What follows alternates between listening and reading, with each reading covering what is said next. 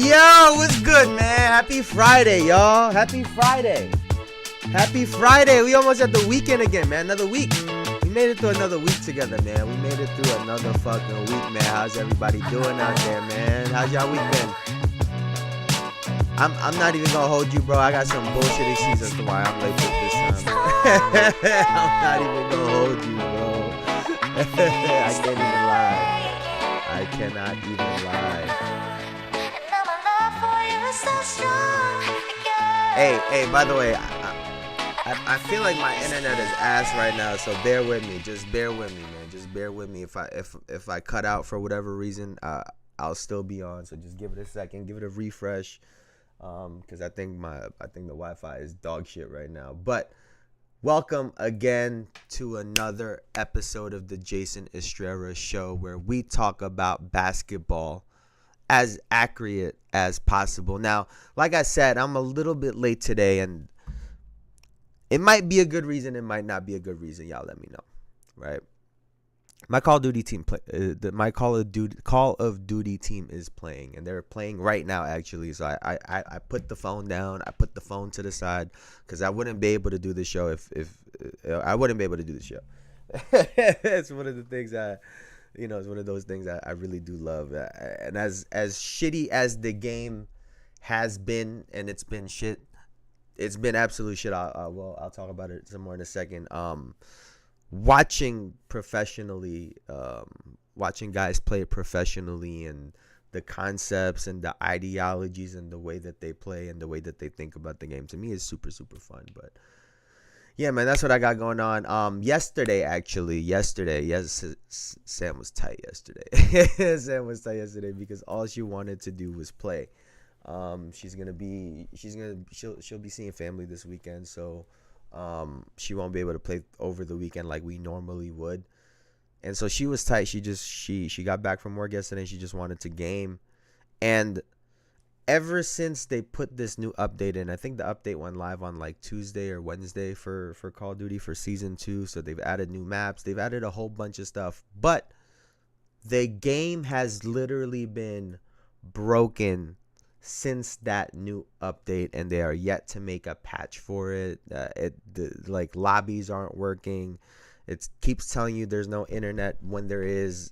The game keeps lagging. It's in a horrible spot right now, and it was already going pretty bad in the last couple weeks, and it's just gotten worse. So it took her like an hour and a half to even get that shit to work, to get the game to start running. But that was yesterday. Yeah. We on the game. We on the video game. I'm platinum right now. Working my way up in rank play. But let's get right into it. We do have a bunch of things to talk about today. And you know what? Let's start right here. Let's start right here with this. Let's see. All right. Jesus. Let me pull up.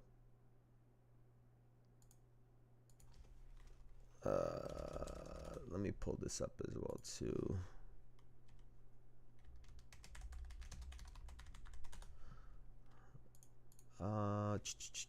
Standings.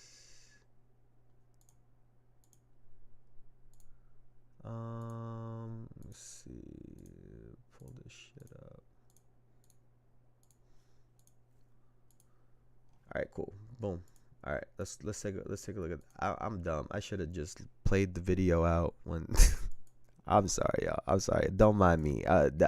Don't mind me. Let's do this. Putting this work so you can have the stamina to play over 30 minutes a game? I feel like I can play 30 minutes a game right now, but like I said, based off the numbers with the team, just being smart and just working our way there. How exciting is it for you that there's no back-to-backs coming up, that there's a stretch of 6, 7, 8 games in a row where you can just keep playing? Let me make this clear to everybody out there. If I can play in the back-to-backs, I would. I physically, yes, I can. But I work for the Pelicans. They have decided that based off the numbers, it's not smart to do that right now. So, If that's what they feel, I'm rocking with them on that. But yes, if I could play in a back-to-back, I would. And listen, I know that Zion has got a lot of flack the last couple weeks, right? And this will connect to Joel Embiid too in just a second. But the way the reporter asked that question, right? The way he asked the question frames it so that, oh, it's you that doesn't want to play. And that's why Zion had stepped in and, earlier in that, he said he feels like he could play 30 minutes a game right now. And he tried to gloss over this part by saying, they're based on the numbers. They think, we're trying to work our way to whatever the case may be. But I did want to talk about this. What's good, Elijah? What's good? What's good, man? I'm happy you safe, dog. I'm happy you safe. You over here flying and shit all the time. All the news, man. Stay safe, dog. Stay safe. I'm glad you good. Bro, he just need to shut up. He just rage inducing. Just say, unfortunately, not yet. Hopefully, I will, though. You can't play because you're over here acting like Mr. Glass. And honestly, I think I'm on today's episode, man. I think I'm going at everybody today. I think I'm going at everybody, right? From man, of course, dog, of course.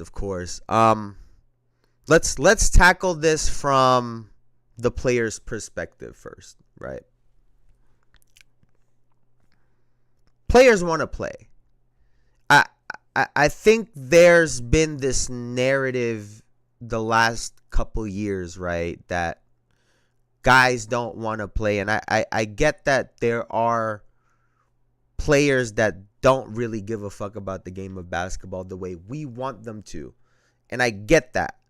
But for the most part, right, even the guys that maybe they don't necessarily care that much about this game, guys want to play basketball, right? You want to get an opportunity to play.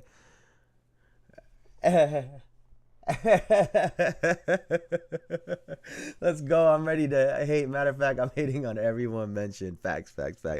I'm in my arc. I think that's the arc we on. We got a long road ahead of us and a tough battle, Elijah. We fighting uphill for sure. We fighting uphill. But guys want to play. Right? I think there's this misconception, right? Historically, guys have gotten injured because they want to play through things, right? And so when I see guys sitting out, guys not playing, a lot of players have alluded to this. Not just Zion. LeBron has spoken about this. Players have talked about this, right? The teams are, based on whatever data they have, are now telling players to sit out certain games, sit out certain practices. That's why we have this, right? I get that there's a narrative that this is a player-driven thing. But no, this is an organizational thing, right? I won't even say the team because I'm sure the coaches would love for them to play. But they're getting word from the top coming down that there are certain things that these guys can and can't do. They wear these monitors that constantly monitor how their, all of their vitals during practice. This is a lot deeper than what we're seeing, right? So from the player's perspective, it's got to be frustrating, right? It has to be extremely frustrating, right? To have to deal with that. And now you get guys in the media who are supposed to be watching all of these interviews, who are supposed to be watching all of the content from players, from which is a part of their job, and they're asking these questions as if they don't know that this is something that comes down from ownership, essentially, from management, right? That's the player's perspective. And granted, in this particular video, Zion looks better than he has been, right? Now, from us or from everyone else looking at the players, Zion, there is a fucking reason why you're in this predicament to begin with. And it's because you weren't in shape. Right? Like, I get that there's games that players that are healthy end up sitting out, right? The reason you're in this predicament with the back-to-backs is because you weren't in shape to begin with. And so that's the part that he can fix. Okay, maybe in practicing in practice they're monitoring you and they're telling you to take it easy because of whatever. Cool. Once you leave that arena, you can go and do your own work away from the team, away from management and the coaching staff. So that when it comes to the game or when it comes to the season, your ass is in shape. And you wouldn't be dealing with this in January. Like, that's the part that's frustrating. You know what's funny? Bron not getting a jersey retirement in Miami. Listen, if it were up to Pat Riley, nobody would get a fucking jersey retirement over there. But he got a pander, you know. Zion on Ozempic. No, he needs to get on Ozempic. He needs to get on Ozempic. Like this. Here's the other thing too, right? Why are we trying to force this man to be a power forward? Why? It makes no sense to me. Why are we forcing this man to be a power forward? When he was coming into the league, everyone was so excited. Oh, he's 6'6", 260. Oh, he's 6'6", 260. Look at how much muscles he's got. I was like, brother, he's 6'6", 260. That's a problem. He's muscular. Great. He's only going to gain weight the older he gets. That is a problem. He should be at 240, 235. Playing small forward. Being bigger, stronger, and faster than everybody. You try to put a big on him. Too fast for them. Go right around them. Try to put a small on him. He's still too big.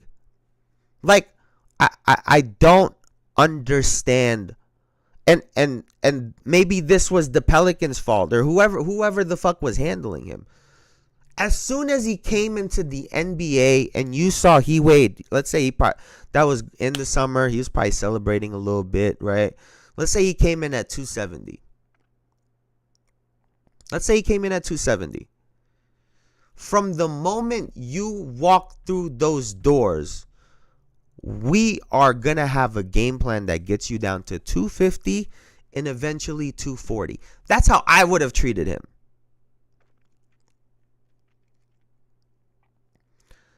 And now you look all of these years later and he still has the weight problem. And there's nobody we can look at this point other than Zion. Right? Because so many people have spoken about it outside of his own team and they've been suffering. He's been suffering because of it. Now it's in his court. The ball's in his court. You need to get yourself down to at least 260, 255, sir. And if you were to do that, you wouldn't have this problem. If they're telling you to sit down, you could come to us and be like, yo, these motherfuckers telling me not to play. The other part that I thought was very telling in that little segment was when he said, I work for the Pelicans. It's such a small thing, but I thought it was very telling in how he looks at this organization. Hopefully that's not how he looks at basketball. Hopefully that's not how he looks at basketball, but at least at the organization, he's just working for them. He's just there for a check. And so clearly there's a strain on the relationship between Zion and the team. And I'm sure a part of it is because y'all the ones telling me not to play, and then y'all let me out to dry by not saying anything. By not making a presser saying, "Oh, we're not allowing Zion to be on back-to-backs," and letting him deal with the brunt of the criticism and you know, all the people coming at him. But at the end of the day, like I said, the ball is ultimately in Zion's court. It's up to him to go to the gym 2-3 times a day. That's unfortunately, Zion Williamson, that's your reality, right? Everybody's body is different. Everybody is different in every way, right? The way people gain weight, lose weight, it's all different, right? Unfortunately for Zion, he seems to be someone who he'll blink and gain weight, right? So that means you can't do what everyone else is doing. That means you, Zion Williamson, have to go above and beyond and do more than what everyone is doing just to stay even. Because you're at a deficit. You're playing catch up. So just to stay even and be at zero with everybody, you gotta fucking go to the gym 2-3 times a day, 6 days a week. Like, it just is what it is, unfortunately. And until he realizes that, he's not gonna turn the corner. He's just it's not gonna happen. He's gonna have a tough time. So, and then, you know, there was the photo of his stomach been circulating around for feels like, you know, weeks to months now. It's just, that whole situation is ass. That whole situation is ass, right? Because everybody involved is dropping the ball, especially the person that's supposed to be playing basketball. And I've said before, he's not going to get better until he deals with this weight problem. Like, he's losing out on practice time to work on his game. In the summertime, instead of, all right, I'm going to work on going to my right, I'm going to work on my jump shot, I'm going to work on this and that. Instead of being able to do that and focus just on that, now you have to catch up with your fitness. You got to catch up with being in shape instead of spending all of that time getting better at your craft. And that's the most unfortunate part. He has already lost years of time. And at the end of the day, like, he's the only person you can really blame for that. So that's unfortunate. I wonder who the fuck is at the door, but my dog is going crazy right now. Thank you for that. Thank you for that, fucking Alexa. I hate it when she be talking sometimes. She be getting spicy. She gets spicy and shit with me. I'm like, I don't like that. But let's move right along. Because we, you know, the one person that he talking about, Zion Williamson, was getting compared to a lot was LeBron James, right? In terms of the fitness, the age, the photos of LeBron at 40 versus Zion at 24 has been circulating. And even, early on their play style, right? Alexa doesn't even have. You ever seen that the South Park special for COVID, and he had the Alexa that he was talking to, and she was being real spicy with him? That shit was hilarious, bro. That shit was mad funny.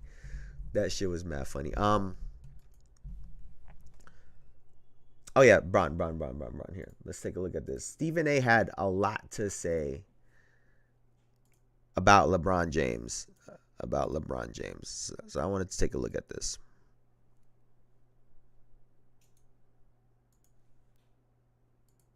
I am pleading with LeBron James as a father. Stop this. We all know that Bronny James is in the NBA because of his dad.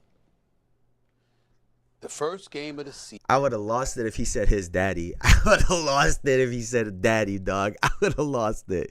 Carry on, Stephen A. Carry on, Stephen. Opening night, the Griffies in attendance, father-son duo playing in an NBA game for first time, an absolutely positively wonderful story. And then reality sets in. We love what we're seeing from him in the G League because that's where you belong. Oof. Right now, Bronny James is averaging 0.3 points, 0.3 assists, and 0.4 rebounds. You know what people are saying. You know what they're going to do to this kid. In 13 games, he has played 44 minutes. He has scored 4 points.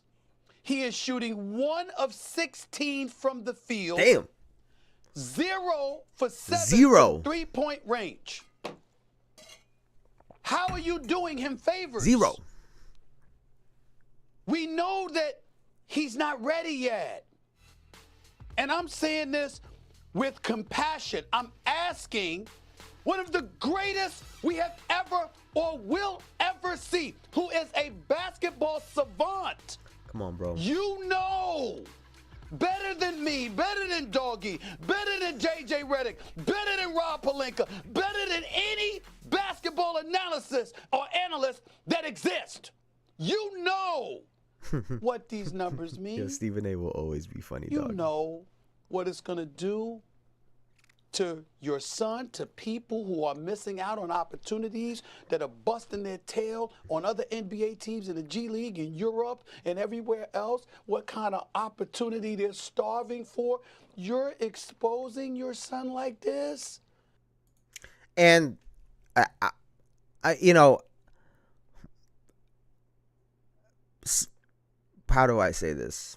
Selfishly, I'm glad someone other than me said it. Right? Because I felt like this the whole time. Right? It's Stephen A. Like, bro. Like, bro. But I'm glad someone other than me finally said it. Because the only person suffering from this whole situation really is Bronny. And I know early on I asked whether or not this is even what he wants to do, if this is what he wants to be, right? And if we're to take him at face value and this is what he really wants, this can't be how you want it. As a competitor, as an athlete, this isn't how you want to go about getting your recognition or your accolades or your opportunities, right? This is the complete opposite of what LeBron did coming up. You're supposed to kill on the way up. That's what you're supposed to do. And even if you do kill on the way up, you might not even get that position like you thought you would. And so, you know, I hope LeBron can recognize how this is affecting his kid, because all he keeps saying, oh, he's great, he's handling it well, he's da-da-da-da-da. He can't grow and get better right now. And, you know, I brought up the G League game that he had, and someone said, oh, he's playing, I think Stephen A. said, you know, we like what he's doing in G League. No, we don't even like what he's doing in G League. We don't even like that. Reed Shepherd just had 49.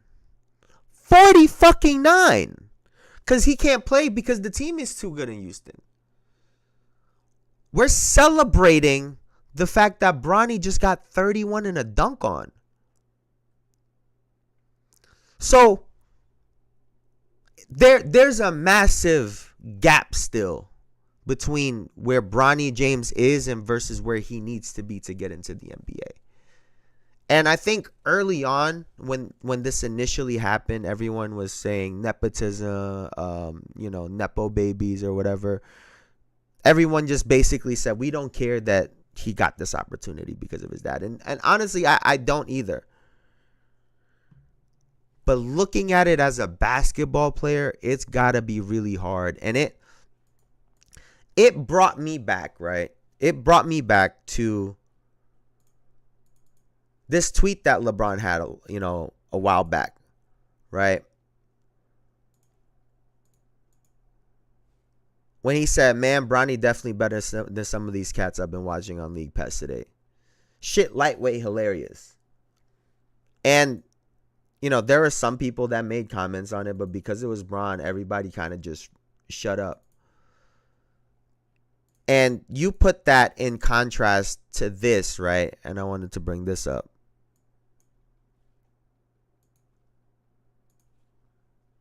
Young men. But do you think you might have went out on the limb a little bit too far when you said your son, who's a college freshman at UCLA, is better than Steph Curry, a two-time MVP, with the last time being unanimous? No. On the fact that I have the utmost confidence in what my son does. And just because I say he's better than somebody, who cares? I believe it. So I don't care what nobody else says. You can judge on your own. But you, sitting here looking at you, listening to you, and spoke a little bit off camera, this is not hyperbole. You sincerely believe this. I believe it. I know it.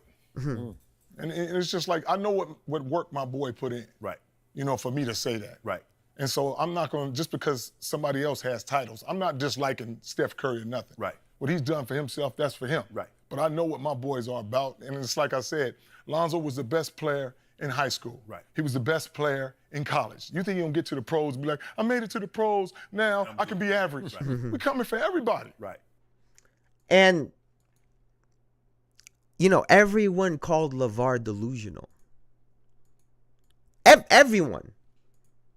Everyone called LeVar delusional. And yet, 2 out of his 3 kids are starters in the NBA. And it's crazy to me, right? Because I've been a fan of LeVar for, ever since that whole situation, right? I saw it as someone who really had unreal delusional confidence in his kids, and he instilled that in them, especially LaMelo, right? But to his point, Lonzo was one of the best players in the country in high school. He was one of the best players in college. So, yeah, people could have called it delusional because they were trying to critique his game and the way that he shot and all. But to LeVar's point, you could see where he was coming from if you really looked at it without the bias of this guy is just being delusional, saying he better than Steph. When you actually look at how good his kids were in high school, in college, and they got better and better and better.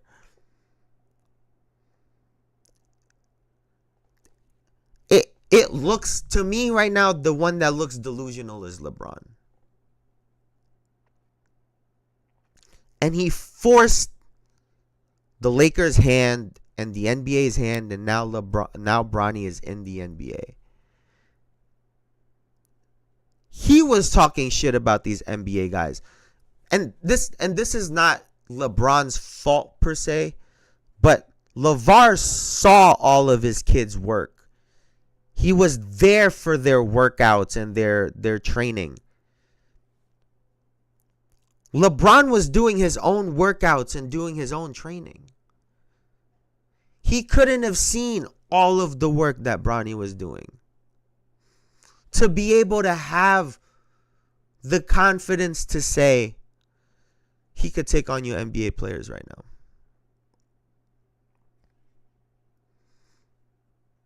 He looks like a kid in the NBA. Truly does. He doesn't look like he belongs. I'm sure he doesn't feel like he belongs. I wonder how those practices look. And so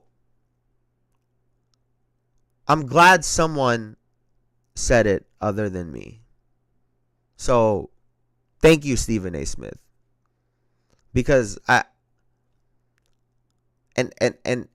listen, I get that I could be hard on Bron. I know how, I've been historically a Bron hater, but like dude, you putting your kid in a real shitty situation when it's supposed to be your job to put him in a great situation. And don't talk to me about, oh, he's in the NBA, his money. No.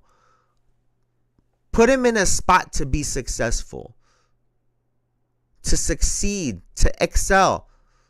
Not put him in a spot so that everyone around him needs to fucking spoon feed and walk him. That ain't right for nobody in this situation. But, hey, man, it is what it is. It is what it is. Now, let's see. With that being said, right, let's talk about these all-star. These all-star game reserves. All-star game reserves. We have the full player pool. So now we obviously know the starters are. We'll do it. We'll do it one by one, right? So let me see. Let me actually just save.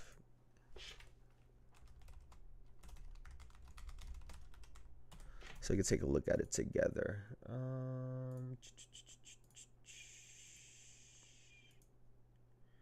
Where's my photos?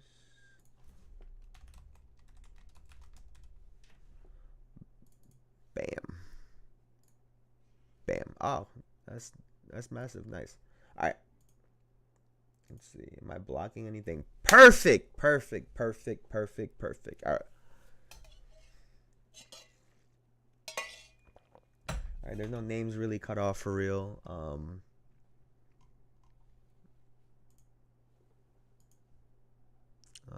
Is there like, can I like zoom out a little bit? No, fine. We'll just leave it. Fuck it.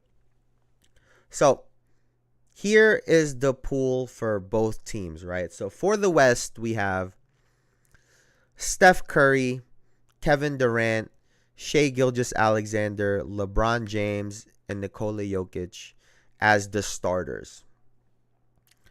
Their reserves are Anthony Davis, Anthony Edwards, James Harden, Jaren Jackson Jr., Alperen Sengun, Victor Wembanyama, and Jalen Williams. So J-Dub makes the cut. J-Dub made the cut. I'll be honest with you. I don't really have an issue with the West pool. For the Rockets, they could have threw Sengun or they could have thrown in Sengun or Jalen Green, but obviously you already have Anthony Edwards, James Harden, and Jalen Williams. I think Norman Powell would honestly be fighting Jalen Williams for that spot, in my opinion. Right? In my opinion, he's fighting for that spot. So, for the most part, I like this, the reserves. I think they got it right. Sabonis isn't in there, obviously, and a couple of other guys. But I think that's pretty right. I know I had a lot to say about the starters, but I think that's pretty much right. And obviously the only change would be Harden would be a starter over Steph, and you would have Wemby over Durant in the starting lineup, which is what I said originally. So let's take a look at the Eastern All-Star pool. Eastern All-Stars. We have Giannis Antetokounmpo, Jalen Brunson, El Capitan, Donovan Mitchell, Jason Tatum, and Karl Anthony Towns. Those are the starters for the Eastern Conference, right? Now the reserves We have Jaylen Brown. We have Cade Cunningham. We have Darius Garland, Tyler Hero, Damian Lillard to go with Evan Mobley and Pascal Siakam.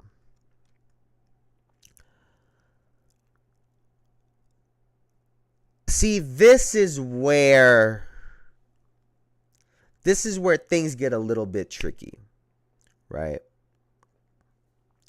There's people calling for LaMelo and Trae Young, right? Let's start with LaMelo.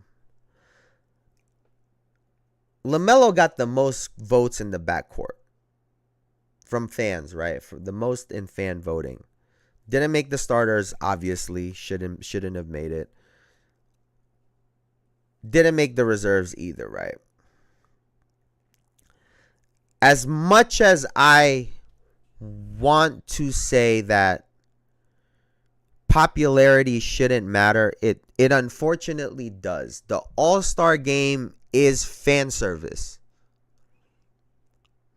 And especially the game that LaMelo has, you know, fans want to see that in an exhibition style game. And I think personally that he should have gotten in because fans wanted him in. And that has to count for something. I will say, though, Tyler Hero, with the season that he's had, all the shit that's going on in Miami with Jimmy Butler, the organization, Bam Adebayo is, I think he's still in the Olympics. Because he's not here right now. Just the struggles that they've had. You know, if I were to genuinely look at Tyler Hero versus LaMelo Ball's numbers currently right now, especially when you take into account the amount of time that LaMelo has missed, I think Tyler Hero does edge him out, right? And honestly, the record that the Charlotte Hornets have, I get why he didn't get on the team, right? Even though the fans. Damian Lillard and Trae Young. This is what Damian Lillard used to complain about, and I think that's why this is so ironic, right? Do you remember when Damian Lillard used to complain about, oh, this is all fans driven, people are getting votes because they're popular, even though he's better, he's not getting in the All-Star game? This is something he was complaining about for years. And now, to be the person on the receiving end of that, even though he probably doesn't think so, right? I think is super ironic. Let me see. I want to...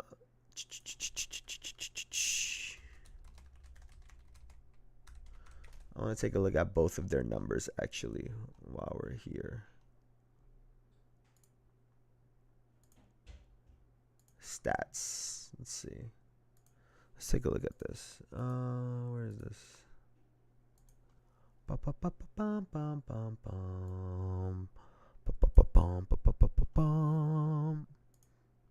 fuck just happened? Did this shit just go out?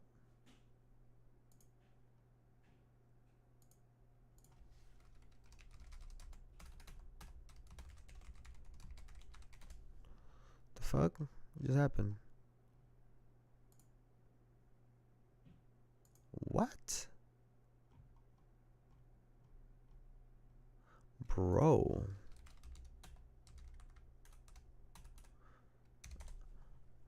What is happening right now? Why is that link just like for some reason not working? All right. Let's take a look at this. Where are these guys? All right. So the Milwaukee Bucks are currently 4th in the Eastern Conference. Gotta love that. Where's Trae? Where's Trae Young? Trae Young is 9th right now. Let's see. Or the Hawks, I should say, are 9th right now.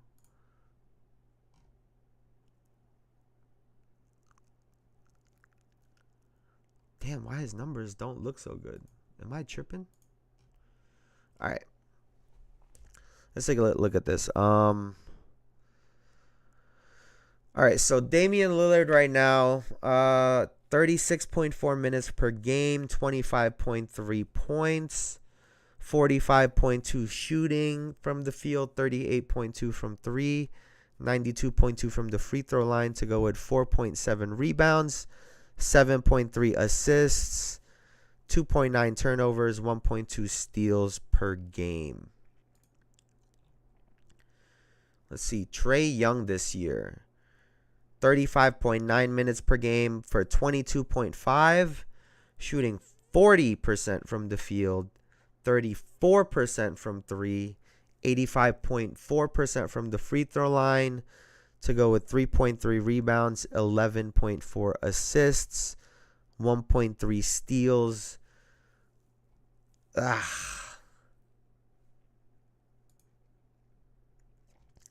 This one is, I'm not gonna lie. In my brain, this was like super straightforward, right?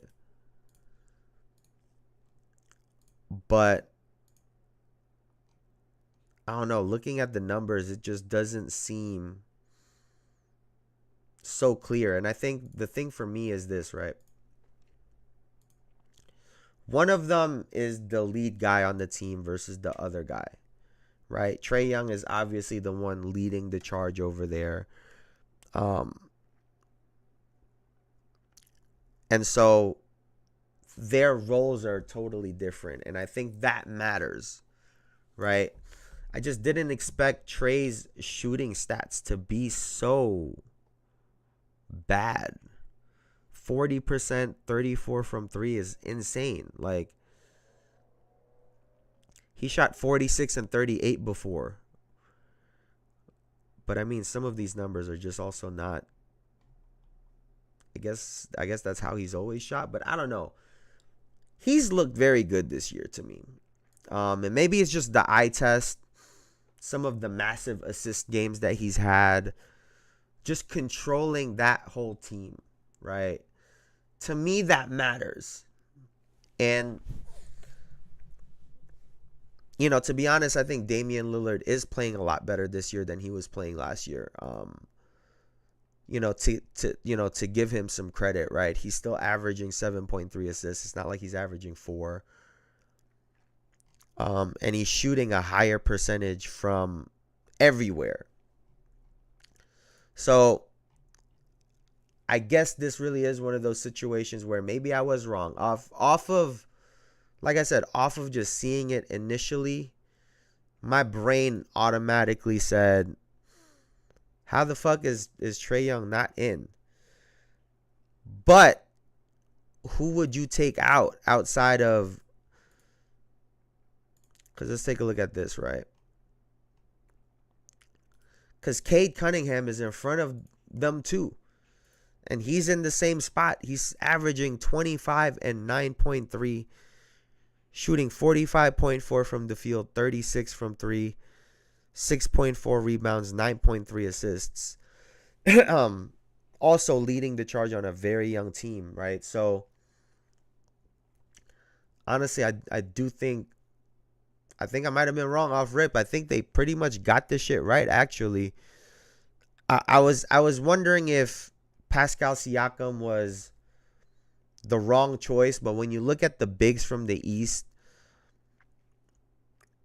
that would have probably been Joel Embiid, who's obviously out,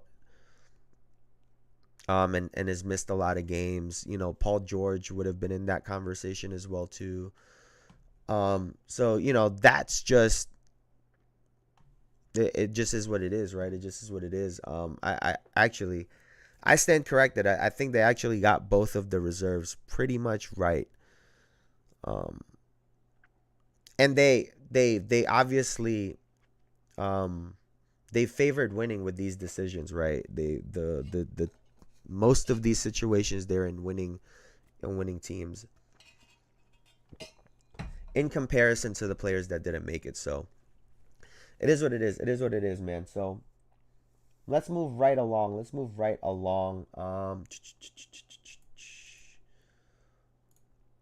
That's not how I thought that would go. that's not how I thought that was about to go. Where do I want to start with this?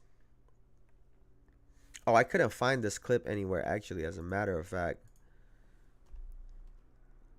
So let me pull it up.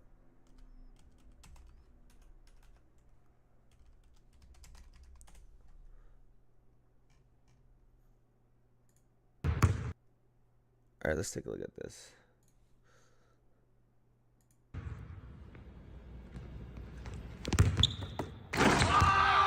You know, people were saying Zach might have to get back in the dunk contest. We still got it. All right. Is that what people need, right? How can we fix the dunk contest? And I think a part of it is this, right? There are some people out there that say we have seen it all when it comes to dunks.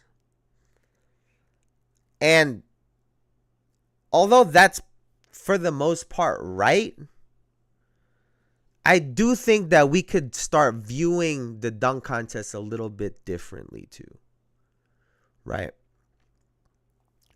When someone does a windmill, not all windmills are created equal. Right? You have some players that catch it lower, so they're not doing the whole 360. You have some guys that short arm it. They'll do one of these. They won't bring it all the way down. You have some guys that don't dunk it hard. How is it possible that we have, you know, like in extreme sports, right? Like fucking skateboarding or snowboarding or with the bicycles or whatever, with BMX or like figure skating or whatever. How is it possible that they do a lot of the same moves over and over again?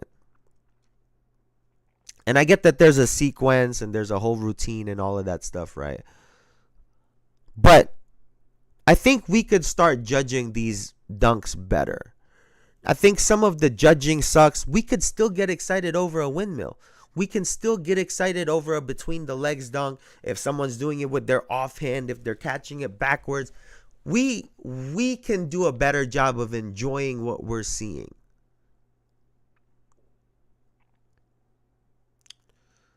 Because it's either that or we take the competition away completely.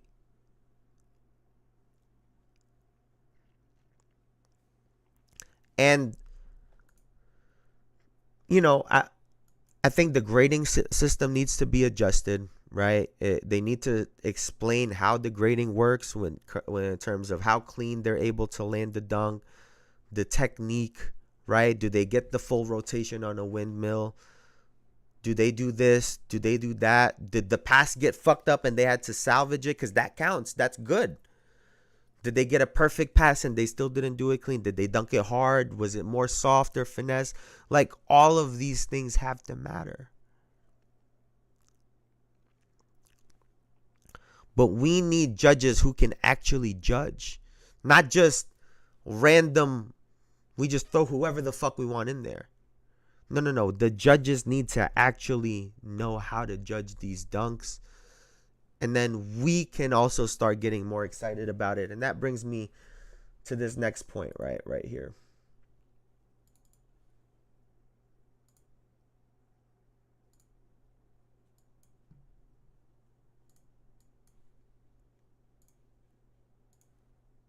Steph Curry the other night hit 8 threes in a row. Ain't been done since goddamn. Go ahead. Get the stat guys in here going. Latrell Sprewell hit 9.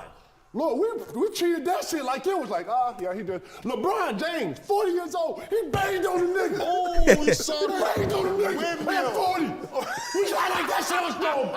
Fuck out of here. Right, are we fucking serious? That was crazy. Are we fucking serious? That was crazy. Man. First of all, Paul Pierce applauding LeBron James, that's got to be something new. Continue on, KG. No, the reverse. The nigga banged on the nigga at 40, and guess what we did? Oh yeah, LeBron James another dunk and went on to the next shit. That's cause a nigga who ain't played at 40, who ain't 40, ain't never felt 40, ain't never dunked on a nigga at 40. No, you're right. Bro, get the fuck out of here, man. Man, we gotta do a better job of looking through this new lens and glorifying the game, bro. Right. On my mama, man. On the song. On everything I love. Oh, you're right. We gotta do a better job of looking through this lens. Fuck all that shit. Nigga, the shit we seeing is shit we ain't never seen. The nigga took the right leg jab, he put left hand jump, one leg trade. Nah, I ain't never seen that. Yeah, KG is the best. KG is the fucking greatest, man. I love what he said. You know, for the last couple of weeks, we've had more viewers on this show than we've been getting before that. And I've had a lot of great interactions and a lot of great debates and conversations about basketball. But there were also a lot of basketball sucks now, or the NBA sucks now, or the players suck now, or this, that, and the third. There's a lot of that going on. And to Kevin Garnett's point, we need to do better as fans and be fans. I think nowadays people are more concerned about their takes and their opinions than they are about the actual games. They care more about who is or isn't better instead of appreciating what's happening. You got old guys that want to look back at the 2000s and the 90s when, listen, I could tell you right now, you wouldn't enjoy a lot of those games too. A bunch of 88, 86, 88, 80. There's a lot of those games back then. And I'm sure a lot of y'all wouldn't have wanted to watch a bunch of that. Guys missing and shit. Like, guys now are unbelievable. Can they get better? Is there time to critique and to question some of their decisions, some of the plays that they make? Absolutely. Is that all we have to do? Absolutely not.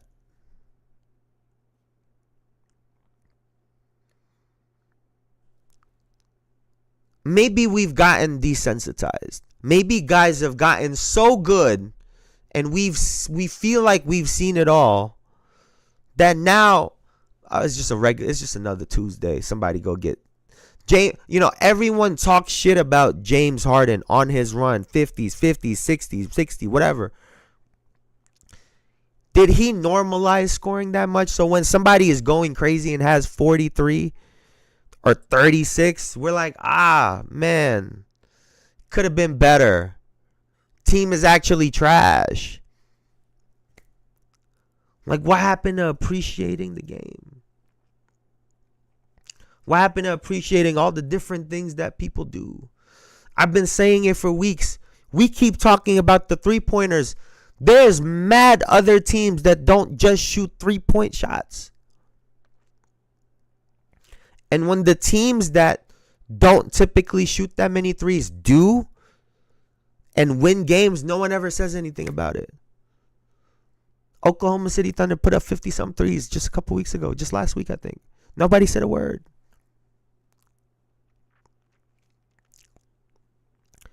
We're just in this super negative space right now. Everybody just wants to shit on people. Everybody just wants to shit on somebody else instead of just, and I get it.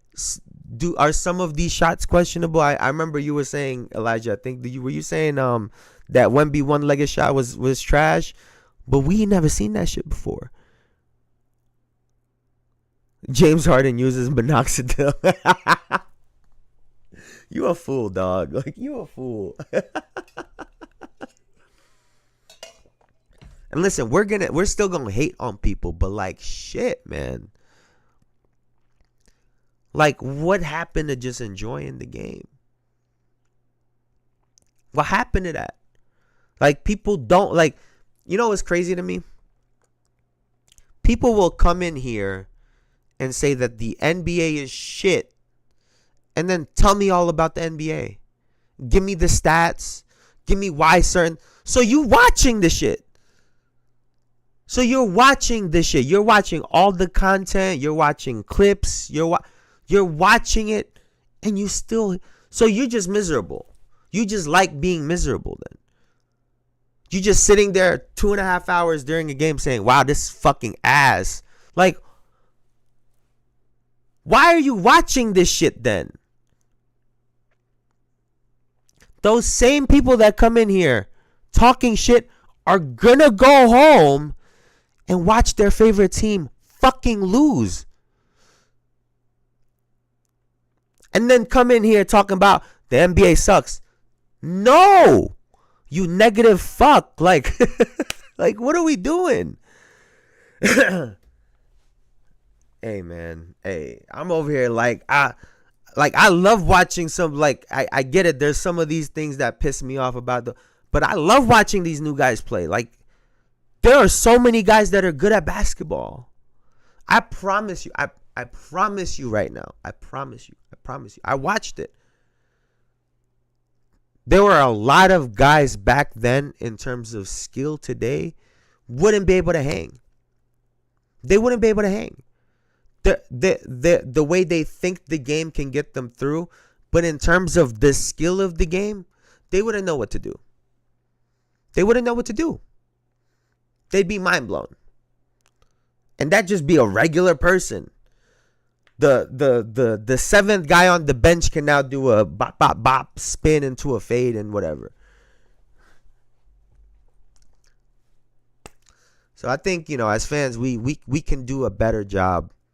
Absolutely, right? We can do a better job of just being appreciative of these guys. And then all of a sudden, right, Jason Tatum gonna retire, and then everybody gonna be like, oh my God, he not gonna play no more. Like, y'all sound stupid. Like no lie, y'all be sounding stupid out there. Like, for real, y'all be sounding dumb. Now, we've attacked the fans and the media-ish, right? We've attacked the fans and the media. It's time to go to the other side, right? It's time to shit on the players.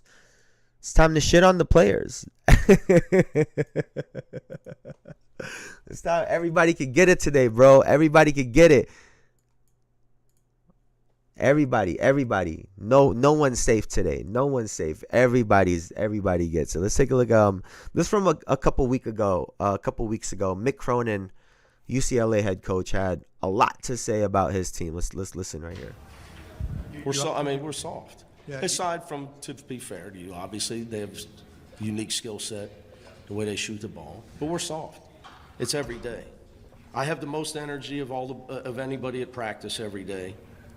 I'm upset with everybody in that locker room, my assistant coaches and my players. It's a joke, but yet I come in and I have more passion and energy and pride than everybody in. That's the problem. I mean, it's just that is the truth right now. So what the truth of it has been, it's really hard to coach people that are delusional. Woo! The hungry dog gets the bone. We got guys that think they're way better than they are.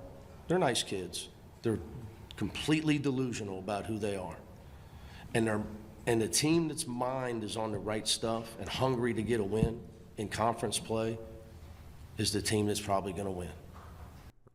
So, goddamn Mick McCormick. I mean, imagine being his player and you turn on your phone after he just yelled at y'all and you see that shit.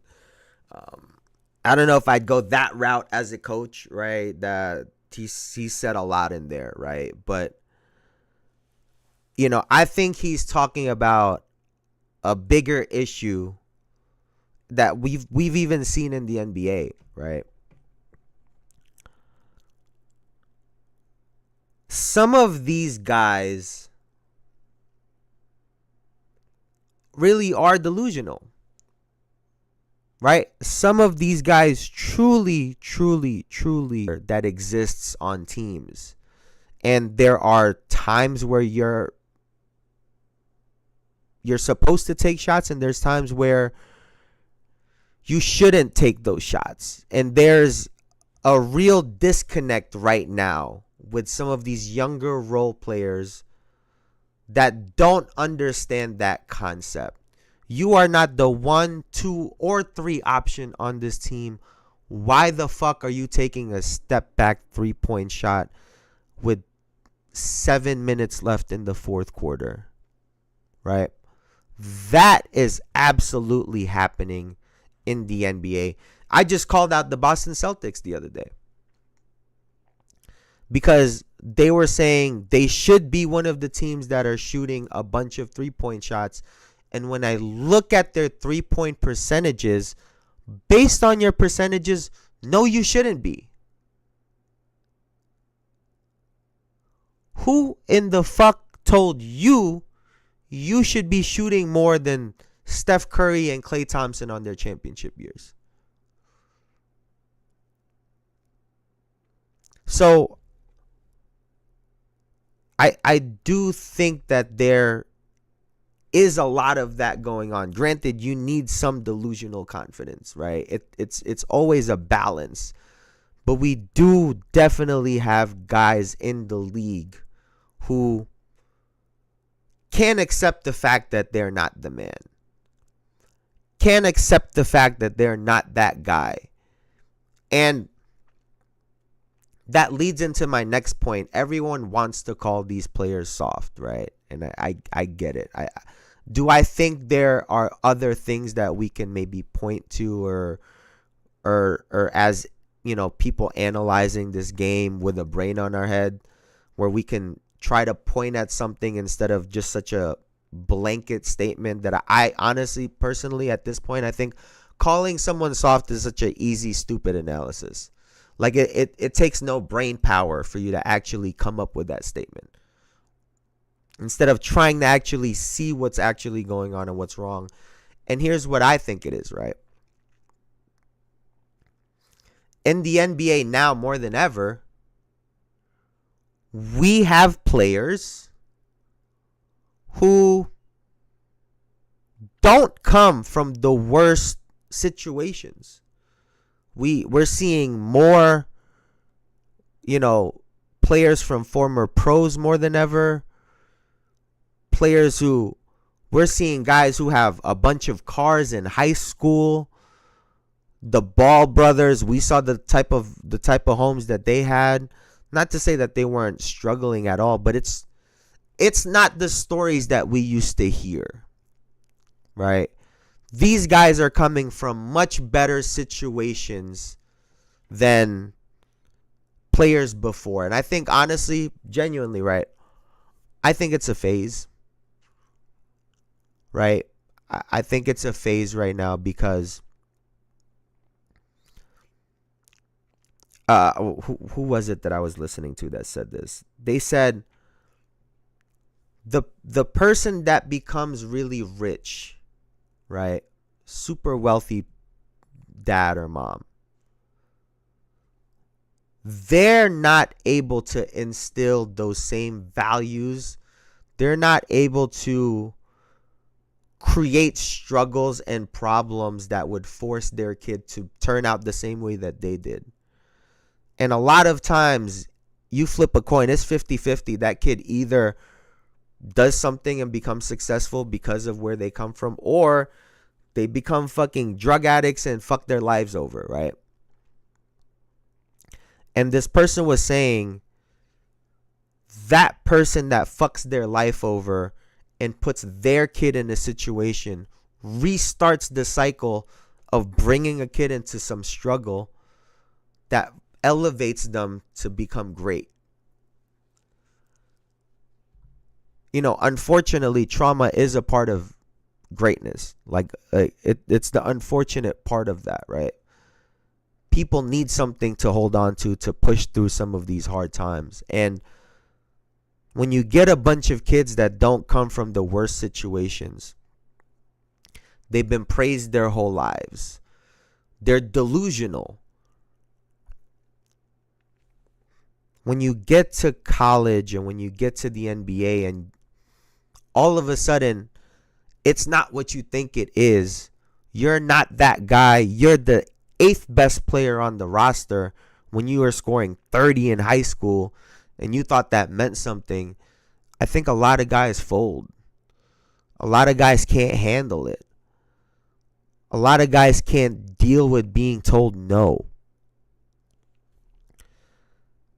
You compare that to someone that's coming from really rough situations, that's been getting told no their whole life. That shit's nothing to them. They're hungry still. They're grinding still. In the gym still. And I think that's where we're seeing. That's why there's a lack of passion from some of these people. Because a lot of these kids were afforded the opportunity to have a whole bunch of other hobbies. Because the livelihood of their family wasn't riding on whether or not they can make it to the league. It's icing on top. And so that difference changes the whole DNA of that person. And that's why we have such a disconnect. We have, a lot of the old head, these guys aren't playing hard. These guys are soft. These guys are blah, blah, blah, blah, blah, blah, blah, blah, blah. I think some of it, they can't even do anything about it. That's just how they were. They don't give a fuck. They're not as passionate. They're not in the gym. They're not grinding. They're not trying to be the best. It's the reality for some of these players in the NBA.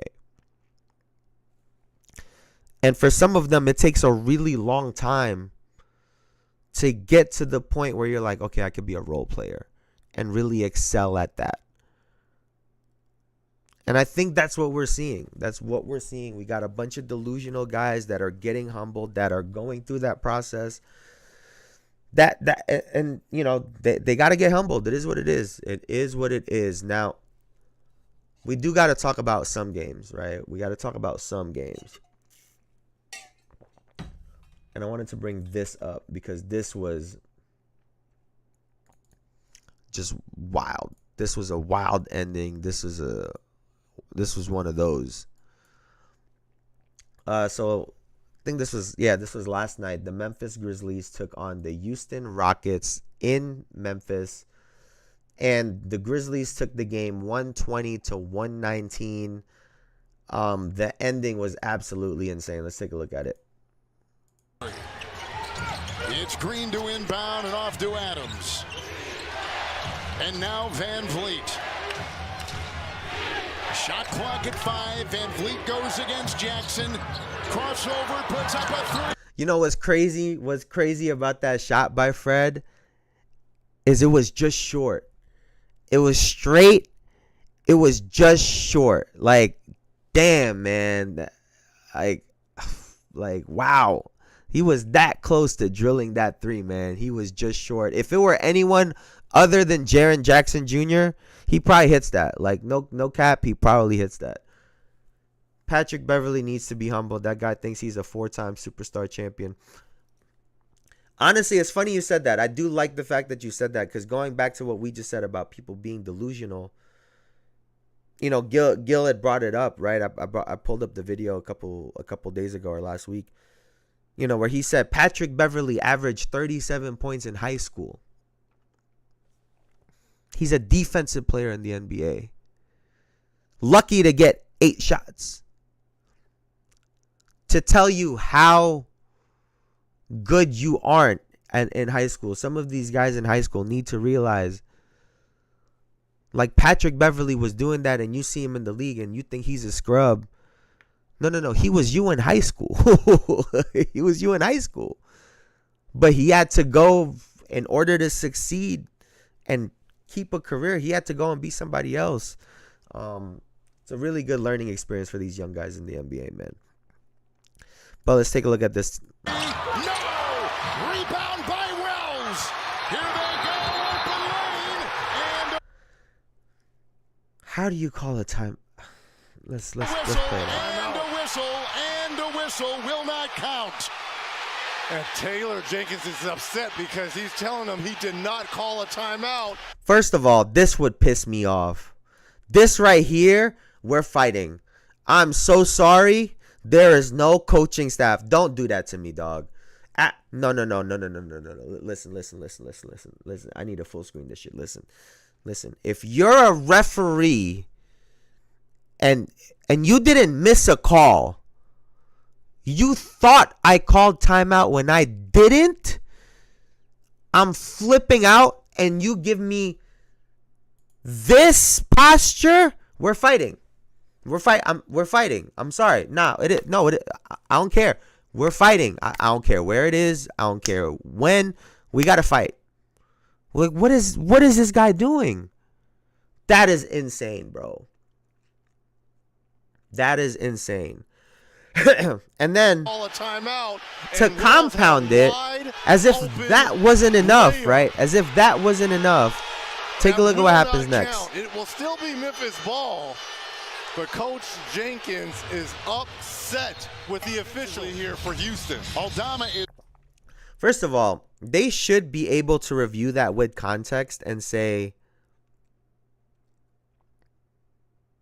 no one would have been able to stop him. Because they call it right there. That's when they called it. No, he would have got... That's 2 points. You should be able to give him that. If you can review everything else, you should be able to give him that. And Wells held not Jenkins for Houston. Aldama is in. Excuse me. Clark is out. It's Jackson. See, and this is what pissed me off on top of what they already did. So you're going to miss a call. So you're going to do some dumb shit, right? And the way you compound that is, this is not a foul. On a shot to win a game, you don't call this. You do not call this call. This is too much marginal contact to make this call, but because your dumbass decided to call timeout, now you gotta call this foul. Like this is the shit that makes people say the NBA is rigged. It is dumb shit like this because we all know why he called this foul. We all know why, bro. And this is for the lead. That shit pissed me off. Number 6 on Dylan Brooks For this past week. Then of course he goes and hits the two free throws. Like, Each team has one. Jackson This- at the stripe to break the tie. Now you call the this timeout. shit pissed me It's the the 5 fuck for the off. Rockets, and here we go. Houston down by 1. I'm not gonna lie to you, bro. Fred should have shot this right here. I get he was trying to get closer. I understand it. But he should have shot this. I've seen him hit long shot. He should have shot this shit. He barely missed the first one. He should have shot this. Van Vliet fought 3, takes a 3 for the lead. That one was to the right. He should have shot the first one. Inside they fight. And that is game. Like, these fucking referees, dog. Like, are we serious? like y'all get paid to do this shit. Like, that's the crazy part to me. Y'all get paid to do this shit. There's only so many times in a regular job where you can make massive mistakes that can change the outcome of something and you can keep your job. That don't happen. Let the players decide the outcome. Y'all fuck up enough things in the first 46 minutes of the game. For the love of God, for the last 2, can you stay the fuck out of it? These goddamn referees, man. Fucking dumb fucks. Oh, listen, bro. Listen. Hey, man, but hey, that was shout out to both of those teams, right? Because they're at the top of the Western Conference. But goddamn, like, you just hate to win or lose in that way. Like, it's just the dumbest shit ever. Obviously, if you're Memphis, you're happy, but like, they gave that to y'all. They gave that to y'all. You didn't earn it in that ending sequence. Well, you did because you got the fast break, but like, fuck. That was whack. But that's going to do it for me for now, man. Hour 19. We've been doing longer and longer shows, man. I appreciate y'all so much, as always. The love has been so awesome. Y'all have been unbelievable. We was yapping, going at everybody. Pop, pop, pop. We yapping at everybody today, man. But that's going to do it for me for now, man. I appreciate y'all so much. Y'all have a great weekend, man. Y'all relax. Y'all go do your thing. Go have a blast, man. Go have a good weekend out there, man. Stay out of trouble. Have some fun. Do what you got to do. But that's going to do it for me for now, man. I appreciate y'all. I appreciate all the love. As y'all know, y'all could have been anywhere on the internet, but y'all were here with me. And I appreciate y'all for that. So thank you so much, man. Elijah, you're the fucking GOAT. Mr. Booker Eli himself. You're the best, dog. Fred VanVleet can't guard Tyrese Maxey. I'll be honest with you, not a lot of people can guard Tyrese Maxey. Did you see him when his eyes lit up when Bronny was guarding him? He started turning into Allen Iverson, dog. Like, he started going crazy on him. But that's gonna do it for me for now, man. Elijah, stay safe on the flights, man. You have a good weekend. I'll see y'all back here on Monday at around 3 p.m. Central, 4 p.m. Eastern. Y'all the best, man. I'll see y'all later. Taylor Jerkins blows so many 20-point leads. I think he docked. And on that note, I'll see y'all on Monday, man. Y'all have a good one. Hey, keep that same energy on Monday. I love it.